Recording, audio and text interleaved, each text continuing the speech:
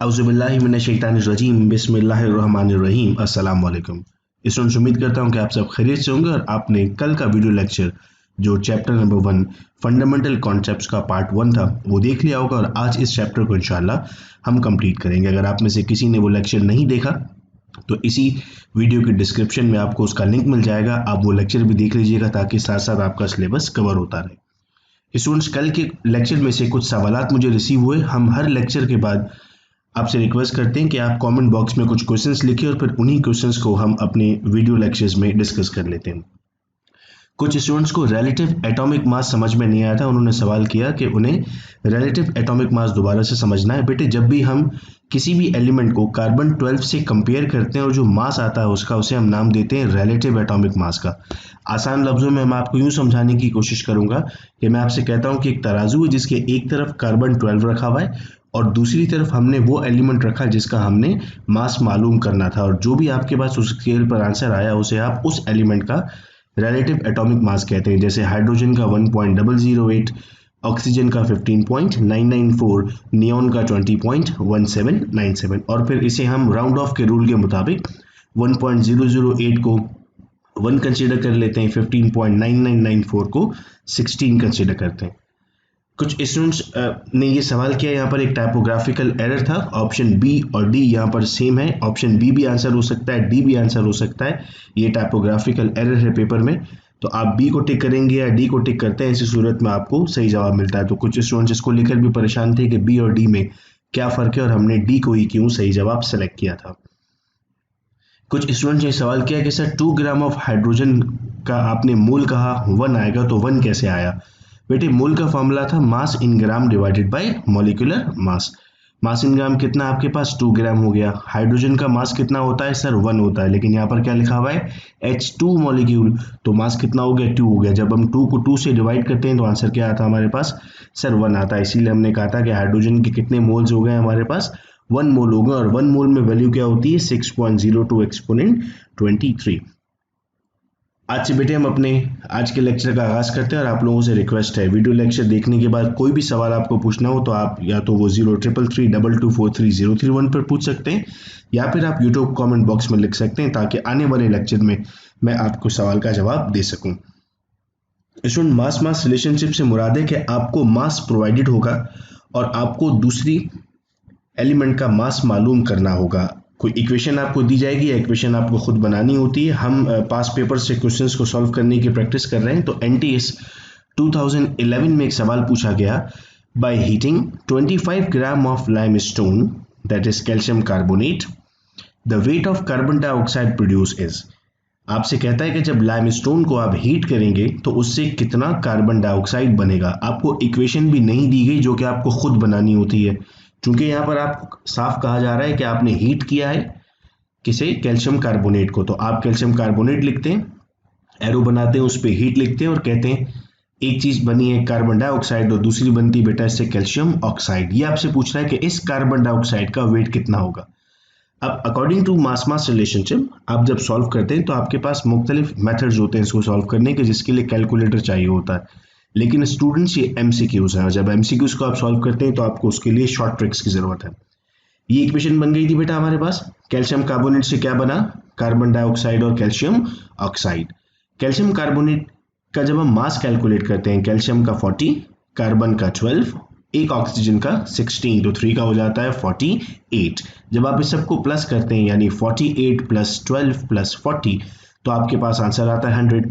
इस 100 से आपके पास कार्बन डाइऑक्साइड कितना बनता है सर? 44 ग्राम्स बनता है। ये भी हमने लिख लिया कि 46 ग्राम बनता है। चूंकि सवाल पास पेपर बेटा हम इसलिए सॉल्व कर रहे हैं कि पास पेपर से सवाल रिपीट नहीं होता, इस जैसे सवाल इम्तिहान में पूछे जाते हैं। तो भले ही पूछे कार्बन डाइऑक्साइड का जा रहा है आपसे, लेकिन मैं आपको कैल्शियम ऑक्साइड भी साथ में सिखा रहा हूँ, क्योंकि ये मुमकिन है कि इस साल आपसे कैल्शियम ऑक्साइड पूछ लिया जाए। तो 100 ग्राम ऑफ कैल्शियम कार्बोनेट से आपके पास कितना कार्बन डाइऑक्साइड बनता है? सिर्फ 44 ग्राम बनता है। और कैल्शियम ऑक्साइड कितना बनता है? सिर्फ 46 बनता है। 100 को आधा कर दो, 100 का आधा कितना होता है? सिर्फ 50। जब 100 का आधा आपने 50 कर दिया तो 44 का भी आधा कर दीजिए 22। तो मैं कहूँगा 50 gram of calcium carbonate produce 22 gram of carbon dioxide. अब 50 का आधा कर दीजिए, कितना होता है? 25। तो 22 का भी आधा कर दीजिए, क्या बन जाएगा? 11। तो मैं कहूँगा 25 gram of calcium carbonate will produce 11 grams of carbon dioxide, यानी ऑप्शन सी ठीक जवाब होगा। देखिए स्टूडेंट्स, आपने कैलकुलेटर को हाथ भी नहीं लगाया और आप आंसर की तरफ चले गए। इसी तरीके से आपको अपनी पूरी एप्टीट्यूड को पढ़ना होगा। नेक्स्ट आता है बेटे हमारे पास mass volume relationship. Mass volume relationship में हमें मास दिया जाता है और हमें वॉल्यूम की तरफ जाना होता है। हमारे पास जो एक स्टेप होता है इसको सॉल्व करने के लिए कि हम सबसे पहले उस गिवन मास को मोल में कन्वर्ट कर देते हैं।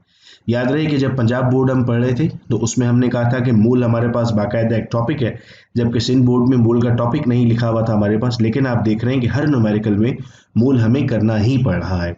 तो मास वॉल्यूम रिलेशनशिप क्या है, ये प्रैक्टिस क्वेश्चन करते हैं। क्वेश्चन है आपके पास, calculate the volume of carbon dioxide gas produce at STP. STP क्या होता है sir, standard temperature and pressure. याद रहे स्टैंडर्ड टेम्परेचर प्रेशर में हम कहते हैं 1 mole is always equal to 22.4 dm cube by combustion of 20 gram of CH4। Equation दी गई है आपको, CH4 plus 2O2 will form CO2 and 2H2O। आपसे क्या पूछा जा रहा है, आपसे पूछा जा रहा है कि सर कितना हमारे पास कार्बन डाइऑक्साइड बनेगा जब 20 ग्राम CH4 हमारे पास डिकम्पोज होगा। स्टूडेंट याद रहे कि आपको जब भी स्टोइचियोमेट्री का न्यूमेरिकल कर रहे होंगे एमसीक्यूज की फॉर्म में, आपके पास जो इक्वेशन होगी उसका बैलेंस होना बहुत ज़रूरी है। अगर इम्तहान में इक्वेशन बैलेंस नहीं दी जाती है आपको, तो आपको पहले उसे क्विकली बैलेंस करना होता है।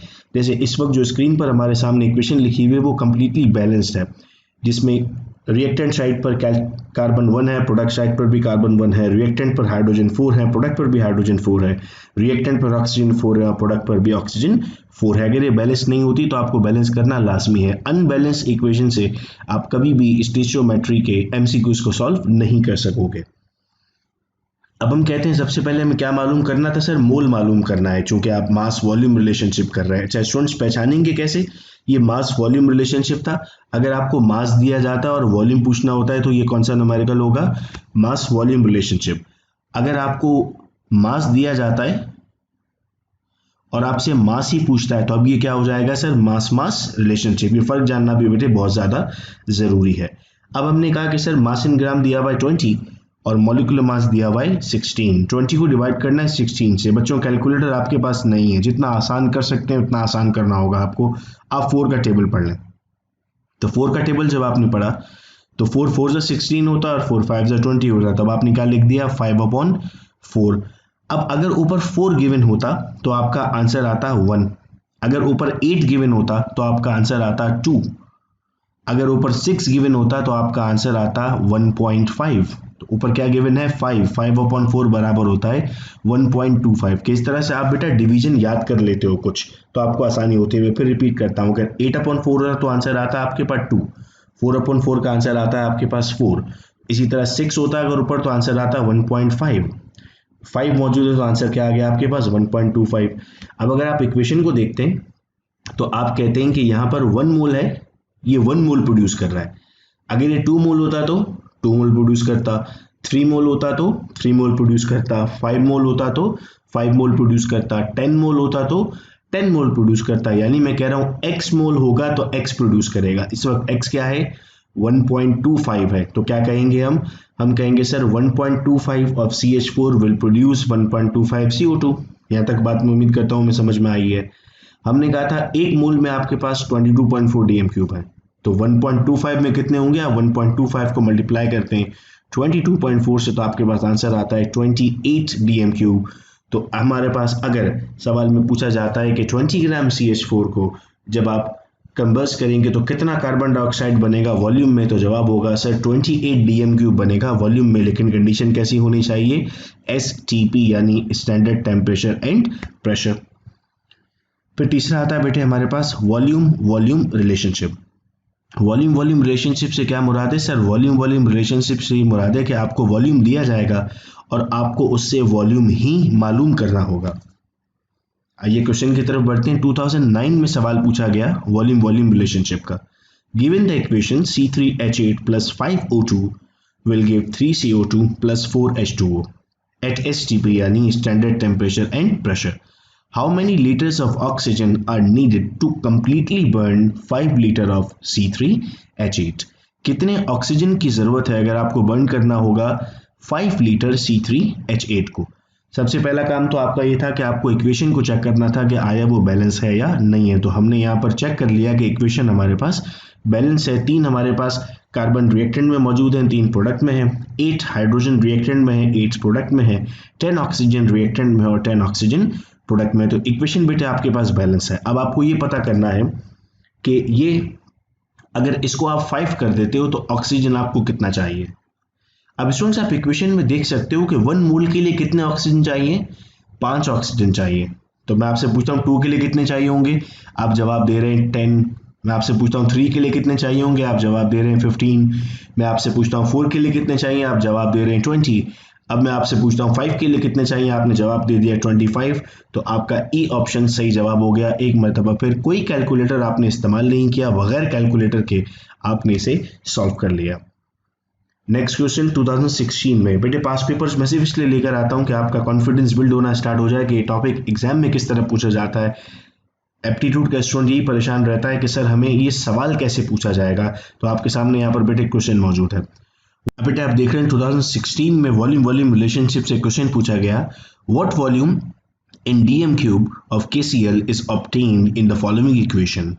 अब यहाँ पर आपको वॉल्यूम मालूम करना है और आपको इक्वेशन प्रोवाइड की गई है। आप देख रहे हैं कि आपके पास इस इक्वेशन में 2KClO3 जिसने बनाया 2KCl + 3O2। सबसे पहले क्या चेक करना था आपको, इक्वेशन बैलेंस है या नहीं है। तो आप देख रहे हैं कि इक्वेशन बैलेंस है। रिएक्टेंट साइड पर 2 पोटेशियम, प्रोडक्ट पर भी 2 पोटेशियम, रिएक्टेंट में 2 क्लोरीन, प्रोडक्ट में भी 2 क्लोरीन, रिएक्टेंट में 6 ऑक्सीजन और प्रोडक्ट में भी 6 ऑक्सीजन। अब आप यहाँ पर ऑब्जर्व कर रहे हैं कि 2KClO3 से बनता है 2KCl। तो सवाल कितना आसान हो गया आपके लिए। इसका सही जवाब है ऑप्शन ए 2। अगर यहां पर आपके पास मैं आपसे सवाल पूछ लेता आपके 4 के लिए कितना होगा, तो आप कहेंगे 4 बनेगा। 9 के लिए कितना होगा, तो आप कहेंगे 9 बनेगा, चूंकि इनके दरमियान कैसा रिलेशन है, इनके दरमियान डायरेक्ट रिलेशन बना हुआ है। नेक्स्ट टॉपिक बेटे हमारे पास आता है लिमिटिंग रिएक्टेंट। लिमिटिंग रिएक्टेंट से हमें MCQs नहीं पूछे जाते न्यूमेरिकल्स में। इसकी वजह ये कि उसमें आपको डिटेल्ड कैलकुलेशन करनी होती है जो MCQs में नहीं की जाती। लेकिन लिमिटिंग रिएक्टेंट के थ्योरी बेस आपसे सवाल पूछे जा सकते हैं कि what is a limiting reactant. Limiting reactant basically एक ऐसे कंपोनेंट को आप कहते हैं जिसके खत्म हो जाने की वजह से आपका रिएक्शन स्टॉप हो जाता है। फॉर एग्जाम्पल अगर मैं आपसे कहता हूं कि मेरे पास 6 स्लाइस हैं और 3 कबाब हैं, तो उससे मैं कितने सैंडविच बना सकता हूं, सर मैं 3 सैंडविच बना सकता हूं। अब मेरे पास 8 स्लाइस हैं और 4 कबाब हैं, मैं कितने सैंडविच बना सकता हूं, 4 सैंडविच बना सकता हूं। अब मेरे पास 10 स्लाइस हैं और 4 कबाब हैं, तो मैं कितने सैंडविच बनाऊंगा, सर अभी 4 बनाएंगे। क्या चीज़ खत्म हो गई, सर कबाब खत्म हो गया। कबाब खत्म हो जाने की वजह से सैंडविच नहीं बन सकता जबकि स्लाइस मौजूद थे। तो इस केस में कबाब क्या होगा हमारे पास, कबाब हमारे पास लिमिटिंग रिएक्टेंट होगा। इससे MCQ पूछा जा सकता है। तो इस बात को अपने जहन में बिठाना बहुत ज़रूरी है आपको कि किस तरह से लिमिटिंग रिएक्टेंट से हमसे सवाल पूछा जा सकता है। मोलैरिटी के न्यूमेरिकल्स हम उस वक्त सॉल्व कर रहे होंगे जब हम सॉल्यूशन का थोड़ा सा कॉन्सेप्ट ले लेंगे, जब हम चैप्टर 7 को डिस्कस कर रहे होंगे। तो यहाँ आकर बेटे हम चैप्टर नंबर 1 कंप्लीट करते हैं अपना, जिसमें बेसिक कॉन्सेप्ट्स हमें पढ़ने थे केमिस्ट्री के, जिसमें हमने स्टार्ट किया विद द टर्म एटम, फिर मॉलिक्यूल्स, फिर आइंस, फिर आइसोटोप्स, फिर रिलेटिव एटॉमिक मास, फिर molecular formula, empirical formula, moles, Avogadro's number, mass mass relationship, mass volume relationship, volume relationship के न्यूमेरिकल्स को हमने सॉल्व किया। अब चैप्टर नंबर 1 चूंकि आज कंप्लीट हो गया, तो कल आपका चैप्टर नंबर 1 का टेस्ट है। चैप्टर नंबर 1 के टेस्ट के साथ एक दूसरी वीडियो भी आपके साथ शेयर की जाएगी। कल से हम अपना इंग्लिश का सिलेबस भी स्टार्ट कर देंगे और आपको अब वीक में कुछ डेज में इंग्लिश की क्लासेस भी दी जा रही होंगी, जिसमें ये पढ़ रहे होंगे हम कि इंग्लिश की तैयारी आपको किस तरीके से करनी होगी। आपका इंशाल्लाह इसी फॉर्मेट पर डेली 9 बजे आपको वीडियो लेक्चर्स शेयर किए जा रहे होंगे, जिन वीडियो लेक्चर्स में आपके कंप्लीट कोर्स को कवर किया जाएगा और आपकी पूरी MCAT, MD-CAT, E-CAT की प्रिपरेशन करवाई जाएगी। पास पेपर्स हम साथ साथ सॉल्व कर रहे हैं। हमने बैच नंबर 8 स्टार्ट कर दिया है कल से। अगर आपके किसी फ्रेंड को एडमिशन लेना है तो स्क्रीन पर नंबर आपके सामने मौजूद है 0333224331। उनका नाम, उनका कॉलेज और इस चैनल का सब्सक्रिप्शन वो जैसे ही हमें मैसेज करेंगे हम उन्हें उस ग्रुप में ऐड कर देंगे जिसमें हम लिंक्स को भेज रहे होते हैं। याद रहे ये तमाम के तमाम लिंक्स सिर्फ आप लोगों को इसलिए दिए जा रहे हैं क्योंकि आप रजिस्टर्ड स्टूडेंट्स हैं। चैनल पर आपको ये वीडियोस नहीं मिलती हैं। शुक्रिया इस वीडियो लेक्चर को सुनने का। अगर कोई सवाल पूछना होगा बेटा आपको तो कमेंट बॉक्स में पूछिए ताकि नेक्स्ट वीडियो लेक्चर में आपको उसका जवाब दिया जा सके। अपना बहुत ख्याल रखिएगा। अल्लाह हाफिज़।